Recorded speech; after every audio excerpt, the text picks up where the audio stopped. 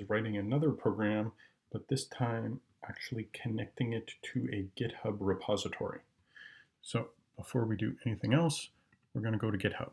Make sure that you're logged into GitHub with your GitHub account. So we're going to create a new repository, and we're going to follow the following naming convention. You put the course code, then you put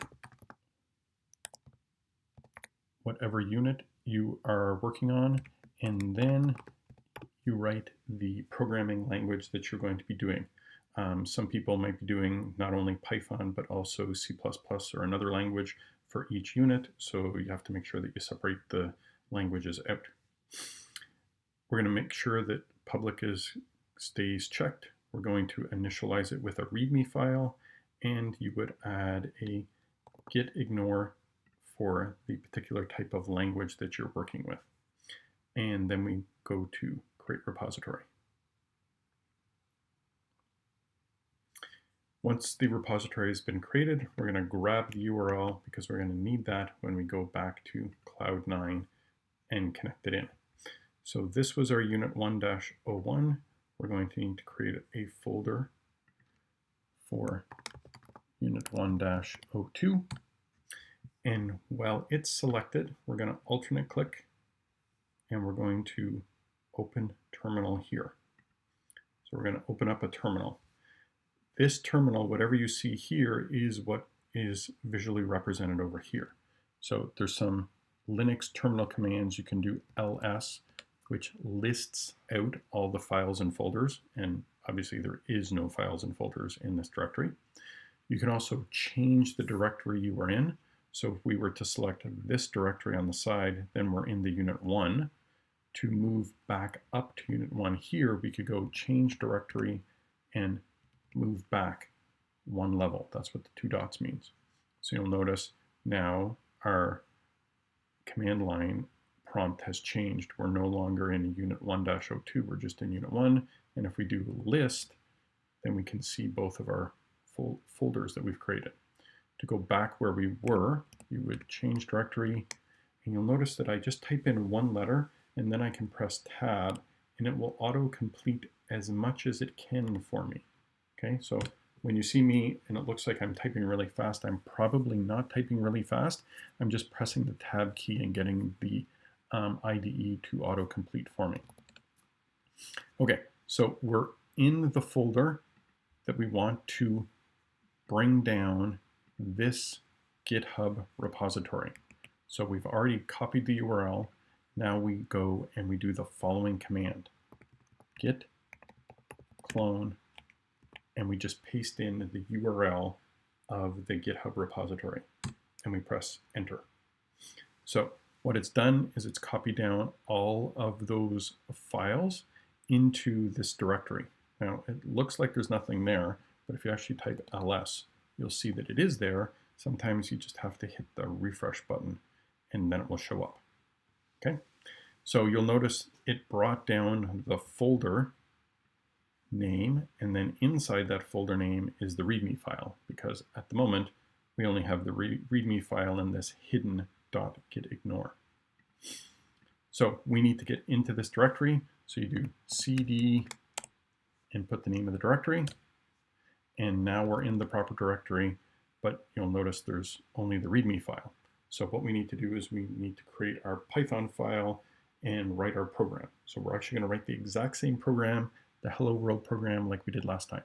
File, new from template, Python. We're going to save it and give it a proper name. Save as. We keep the .py, but we call it hello world, and we need to make sure it's in this folder. Okay, so make sure that this is selected. That's where you want it to be. You want it to be with the README inside this folder. So you go save. And you can just, once again, delete all the code that is currently there and type your huge hello world program. And when you're done, Control S to save your changes. We should make sure that our program runs properly. So you could just hit run, but we are going to go run with, and pick Python 3 so that it's actually running the Python 3 interpreter. And there is our program running properly. Now that our program is running properly, we want to save it not only to Cloud9, but we want to push back the changes to GitHub. So we're going to go back to the terminal. We're going to make sure that our program is listed there. So there it is, hello world. And we're going to run the following commands. Git add star. So add any new files to our Git repository. Now, it looks like nothing has happened, but this is a good thing. That's what we want. It shouldn't send any information back to the terminal for you. The next thing is we need to type in a message so that people that are looking at our revision history in GitHub later on will understand what we've done. So we do this command, git commit a message, and inside the quotes you put whatever you have changed since last time. So we have added in the hello world.py file, and we press enter. This time it should give you some feedback, and notice that it says it's inserted one file, so that's good. The last thing is we need to push it back to GitHub. So we do git push origin master, and we press enter. Now it stops here because it needs your username for whoever owns this GitHub repository. And right here, I'm pretending that I'm Jane Smith, the student, and that is my GitHub login. So if you go over to GitHub and you look right here, that's my login, janesmith-2. So this portion right here is the login that you're going to have to type in. Hopefully it is your name, jane.smith.2. And then we have to enter in the password. Now notice I'm about to enter in the password. When I start typing, you'll notice nothing shows up on the screen. So I just typed in the password and nothing showed up.